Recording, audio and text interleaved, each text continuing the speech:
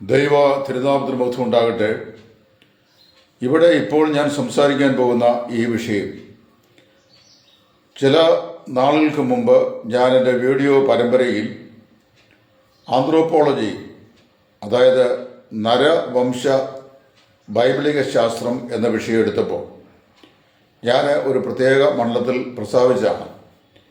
എങ്കിലും ഇന്ന് രാവിലെ വടക്കേ ഇന്ത്യയിലുള്ള ഒരു സഹോദരൻ അദ്ദേഹം അറിയുവാനുള്ള ആഗ്രഹം കൊണ്ട് എന്നോട് ഈ ചോദ്യം വീണ്ടും ചോദിച്ചതിൻ്റെ അടിസ്ഥാനത്തിൽ ഞാൻ ഇപ്പോൾ ഇതിന് മറുപടി പറയുകയാണ്.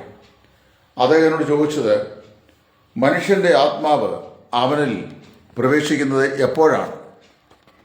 എപ്പോഴാണ് ദൈവം മനുഷ്യാത്മാവിനെ അമ്മയുടെ ഉദരത്തിലേക്ക് അയക്കുന്നത് എന്നാണ് ചോദ്യം. വളരെ അതിപ്രധാനമായൊരു ചോദ്യമാണ്. പല ആളുകൾക്കും ഇതിൻ്റെ ഉത്തരം അറിയാം, എന്നാൽ പല ആളുകൾക്കും ഇതിൻ്റെ ഉത്തരം വ്യക്തമായ നിലയിൽ അറിയുകയില്ല.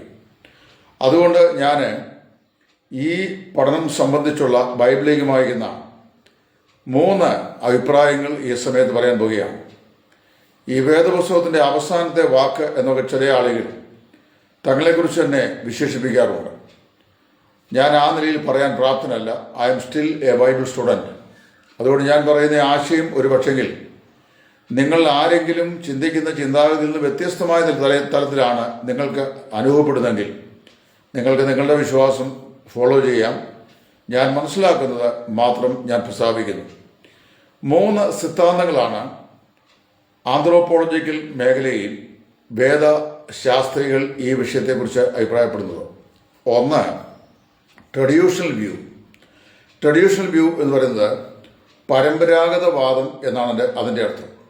എന്താണ് ഈ ട്രഡീഷണൽ വ്യൂ പറയുന്നത്, എപ്പോൾ ഒരു പുരുഷനും സ്ത്രീയും ശാരീരിക ബന്ധത്തിൽ ഏർപ്പെട്ടിട്ട് ഒരു പുരുഷ ബീജം കോടിക്കണക്കിന് ബീജങ്ങൾ ഫലോപ്പിൻ ട്യൂബിൽ കൂടി സഞ്ചരിച്ച് പക്വമാകുന്ന ഒരു സ്ത്രീ അണ്ഡത്തിൻ്റെ പുറത്തുള്ള കട്ടിയായ ഭാഗത്തെ തുളച്ച് അതിൽ പ്രവേശിച്ച് അതുമായി സംയോജിച്ച് ആദ്യത്തെ ലിവിങ് സെൽ, അതിനെ സൈഗോട്ട് എന്നാണ് മെഡിക്കൽ വേൾഡിൽ അറിയപ്പെടുന്നത്. ആദ്യത്തെ സൈഗോട്ട് ഉണ്ടാകുമോ ആ സമയത്ത് പൂർണ്ണരൂപിയായ ഒരു മനുഷ്യനാണ് ജനിപ്പിക്കപ്പെടുന്നത് എന്നാണ് ഈ തിയറി പറയുന്നത്. ഈ സിദ്ധാന്തപ്രകാരം ഭൂമിയിലെ സകല മനുഷ്യരും, അതായത് ആദ്യ മനുഷ്യനായ ആദാം മുതൽ ഇനിയും ഭൂമി വിദൂര ഭാവിയിൽ ഒരുപാട് നൂറ്റാണ്ടുകൾ കഴിഞ്ഞ ശേഷം ഭൂമി ഇല്ലാതായാൽ അവസാനം ഭൂമി ജനിക്കാൻ പോകുന്ന മനുഷ്യൻ വരെ ആദാമിൻ്റെ സന്തതി പരമ്പരകളായി വരുന്നവരും തലമുറയായി മക്കളെ ആ നിലയിൽ ജനിപ്പിക്കാൻ ദൈവത്തിൽ നിന്ന് അധികാരം പ്രാപിച്ചവരുമായി ഈ ഭൂമിയിലാക്കപ്പെട്ടവരാണ്. ആദാമിനെ ദൈവം സൃഷ്ടിക്കുമ്പോൾ മാനവരാശിയുടെ ഫെഡറൽ റെപ്രസെൻറ്റേറ്റീവായി പ്രതിനിധി പുരുഷനായിട്ടാണ് ദൈവം അവനെ സൃഷ്ടിച്ചത്. അവരെ അനുഗ്രഹിക്കുമ്പോൾ നിങ്ങൾ സന്താനപുഷ്ടിയുള്ളവരായി ഭൂമിയിൽ വർദ്ധിച്ചു പെരുകുമെന്ന് പറഞ്ഞു. വാസ്തവത്തിൽ തൻ്റെ തലമുറയെ ജനിപ്പിക്കാനുള്ള അധികാരവും അവകാശവും ദൈവം ആദ്യ മനുഷ്യൻ നൽകി. അങ്ങനെ നാം വായിക്കുന്നു, ആദാം തൻ്റെ സാദൃശ്യത്തിലും സ്വരൂപത്തിലും ഒരു മകനെ ജനിപ്പിച്ചു. ഇപ്പോൾ യഹോവ എനിക്കൊരു മകനെ തന്നു എന്ന് പറഞ്ഞ് ഹൗവ അവന് കയീൻ എന്ന് പേരിട്ടു എന്ന് വായിക്കുന്നു. എപ്പോൾ ഒരു ബീജം ഒരണ്ടവുമായി സംയോജിച്ച് ഫസ്റ്റ് സൈഗോട്ട് ഉണ്ടാകുമോ അപ്പോൾ ദേഹം, ദേഹി, ആത്മാവ് ഈ 3 ഘടകങ്ങളുമുള്ള പൂർണ്ണരൂപിയായ ഒരു മനുഷ്യനാണ് ആ ഫസ്റ്റ് സൈഗോട്ടിൽ നിർമ്മിതമാക്കപ്പെടുന്നത്. അപ്പോൾ അവിടെ വെച്ച് തന്നെ അവന് ആത്മാവോടുകൂടിയ ഒരു മനുഷ്യ ശിശുവായിട്ടാണ് ജനിക്കുന്നത്. ഏകകോശിയായിരിക്കും. അപ്പോൾ പിന്നാണ് അത് വളർന്ന് മൾട്ടിപ്പിൾ സെല്ലായി ഒരു എല്ലാ അവയവ രൂപഭാവങ്ങളും കൂടി ഒരു പുരുഷനായി അല്ലെങ്കിൽ പെൺകുട്ടിയായി അത് 9 മാസവും 9 ദിവസവും കഴിഞ്ഞ് ജനിച്ചു വീഴുന്നത്. അപ്പോൾ വാസ്തവത്തിൽ അതിനെ ട്രഡീഷണൽ വ്യൂ എന്ന് പറയുന്നു. ഞാൻ അതിനെയാണ് വിശ്വസിക്കുന്നത്. കാരണം എല്ലാ മനുഷ്യനും ജനിക്കുമ്പോൾ തന്നെ, അതായത് ഉരുവാകുമ്പോൾ തന്നെ മനുഷ്യനിൽ ദേഹം, ദേഹി, ആത്മാവ് എന്നിങ്ങനെ 3 ഘടകങ്ങളുള്ള പൂർണ്ണരൂപിയായ മനുഷ്യനായിട്ടാണ് ഈ മനുഷ്യൻ രൂപം പ്രാപിക്കുന്നത്. രണ്ടാമത്തെ സിദ്ധാന്തം എന്ന് പറയുന്നത് ക്രിയേഷൻ തിയറിയാണ്, സൃഷ്ടി വൃത്താന്തം. എപ്പോൾ ഒരു പുരുഷനും സ്ത്രീയുമായി ശാരീരിക ബന്ധം ഏർപ്പെടുന്നുവോ, എപ്പോൾ ഗർഭധാരണം നടക്കുന്നുവോ ആ സമയത്ത് in that particular moment God places a new spirit in the foetus. ദൈവം ഒരു പുതിയ ആത്മാവിനെ ആ ഫെറ്റസിലേക്ക് സന്നിവേശിപ്പിക്കുന്നു എന്നാണ് ഈ ക്രിയേഷൻ തിയറി, സൃഷ്ടി വൃത്താന്തം പറയുന്നത്. സൃഷ്ടി വൃത്താന്തം പിൻപറ്റിയാൽ ഒരുപാട് അപകടങ്ങളുണ്ട്.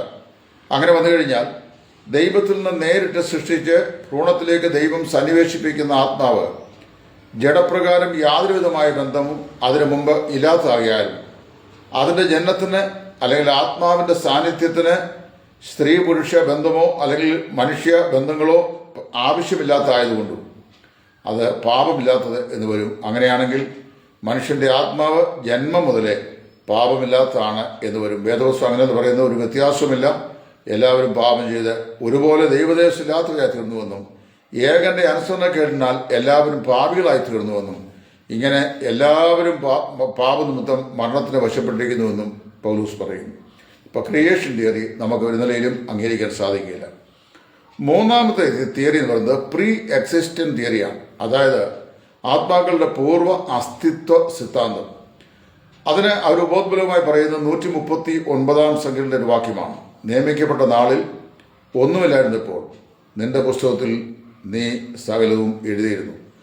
അപ്പോൾ മനുഷ്യൻ ജനിക്കും മുമ്പ് തന്നെ മനുഷ്യനെ സംബന്ധിച്ചുള്ളതെല്ലാം ദൈവം നേരത്തെ എഴുതിയുകൊണ്ട് അവൻ്റെ ആത്മാക്കൾ പൂർവമായി തന്നെ അല്ലെങ്കിൽ മുമ്പ് തന്നെ ദൈവത്താൽ സൃഷ്ടിക്കപ്പെട്ട് സൂക്ഷിക്കപ്പെട്ടിരിക്കുകയാവുന്നു എന്നും ഗർഭസ്ഥ സമയത്ത് ആത്മാവ് അതിലേക്ക് പ്രവേശിക്കുന്നു എന്നുമാണ് ആ സിദ്ധാന്തം പറയുന്നത്. അതിനെ പ്രീ എക്സിസ്റ്റന്റ് തിയറി, അതായത് ആത്മാക്കളുടെ പൂർവ്വ അസ്തിത്വ സിദ്ധാന്തം എന്ന് പറയും.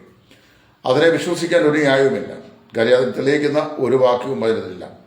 അതുകൊണ്ട് ഏതെങ്കിലും നിലയിൽ മനുഷ്യൻ്റെ ആത്മാവിൻ്റെ ആരംഭം എങ്ങനെയാണ് എന്നുള്ളതിന് ഉള്ള വ്യക്തമായ തെളിവ് നമുക്ക് മനസ്സിലാക്കാൻ കഴിയുന്നത് ആദാമിൽ എല്ലാവരും നിദ്ര കൊള്ളുന്നു, ക്രിസ്തുവിൽ എല്ലാവരും ജീവിക്കുന്നു. ആദാമാണ് സകല മനുഷ്യൻ്റെയും ജനനത്തിന് കാരണം. തലമുറയായി നമ്മളിങ്ങനെ ഈ പ്രോജനികളെ ജനിപ്പിച്ചുകൊണ്ടിരിക്കുകയാണ്. അപ്പം അങ്ങനെ ജനിക്കുമ്പോൾ അല്ലെങ്കിൽ ഉരുവാകുമ്പോൾ ദേഹവും ദേഹിയും ആത്മാവുമുള്ള ഒരു പൂർണ്ണ രൂപിയായി മനുഷ്യൻ ഗർഭധാരണം ചെയ്യപ്പെടുന്നു. അതുകൊണ്ടാണ് ഈ ദുഷ്ടന്മാർ ഗർഭം മുതലേ ഭ്രഷ്ടന്മാരായിരുന്നു. ഗർഭം മുതൽ തന്നെ മനുഷ്യൻ പാപിയാണെന്നുള്ള ഉപദേശവും സ്ഥാപിക്കപ്പെടാൻ സാധിക്കുന്നത് ഈ ട്രഡീഷൻ തിയറി വിശ്വസിക്കുമ്പോഴാണ്. അതുകൊണ്ട് മനുഷ്യൻ്റെ ആത്മാവ് ഗർഭധാരണത്തിന് ശേഷം ദൈവം സൃഷ്ടിച്ചുകൊണ്ട് അതിൽ പ്രവേശിപ്പിക്കുന്നതോ ഗർഭധാരണ സമയത്ത് പൂർവ്വമേ ദൈവം സൃഷ്ടിച്ചു വച്ചിരിക്കുന്ന ആത്മാക്കൾ ആ സമയത്ത് വന്ന് ശരീരത്തിലേക്ക് പ്രവേശിക്കുന്നതോ അല്ല, മറിച്ച് ആദാം തൻ്റെ തലമുറയെ ജനിപ്പിക്കുമ്പോൾ ഒരു പുതിയ ആത്മാവോടുകൂടിയ ഒരു വ്യക്തിയാണ് ആദാം ജനിപ്പിക്കുന്നത്. ആ ആത്മാക്കളെല്ലാം ആത്മാക്കളുടെ ഉടമസ്ഥനായ ദൈവത്തോടെന്ന് പറയുമ്പോൾ ദൈവത്തിൻ്റെ സൃഷ്ടിയാണ്. അതുകൊണ്ടാണ് ഞാൻ അവരിൽ സൃഷ്ടിച്ചിരിക്കുന്ന എൻ്റെ ആത്മാവും എന്ന് പറയുന്നത്. ഓരോ വ്യക്തിയെയും ഒരു അമ്മയുടെ ഗർഭത്തിൽ ഒരു അപ്പൻ 6 മക്കളുണ്ടായാൽ 6 പേരും 6 ആത്മാക്കളാണ്. ഒരേ അപ്പനിൽ നിന്നാണ് ജനിക്കുന്നത്. ഈ 6 ആത്മാക്കളും ദൈവത്തിൻ്റെ സൃഷ്ടിപ്പെട്ടതാണ്. ഇങ്ങനെ ഇതിനെ മനസ്സിലാക്കുമ്പോൾ നമുക്ക് ഈ വിഷയത്തിൽ ഒരു ആശയക്കുഴപ്പമില്ലാതെ കാര്യങ്ങളെ മനസ്സിലാക്കാൻ കഴിയും എന്ന് ഞാൻ വിശ്വസിക്കുന്നു. ഈ പഠനം നിങ്ങൾക്ക് ഉപകാരമായി തീർന്നുവെങ്കിൽ ഞാൻ കൃതാർത്ഥനായി. ദൈവം നിങ്ങളെ അനുഗ്രഹിക്കട്ടെ. ഇതുപോലെയുള്ള സംശയങ്ങൾ നിങ്ങൾ പല ആളുകൾക്കും ഉള്ളത് ചോദിച്ചാൽ എനിക്കറിയാവുന്ന ഭാഷയിൽ ഞാൻ അതിന് മറുപടി നൽകുന്നതാണ്. ദൈവം നിങ്ങളെവരെയും സഹായിക്കട്ടെ.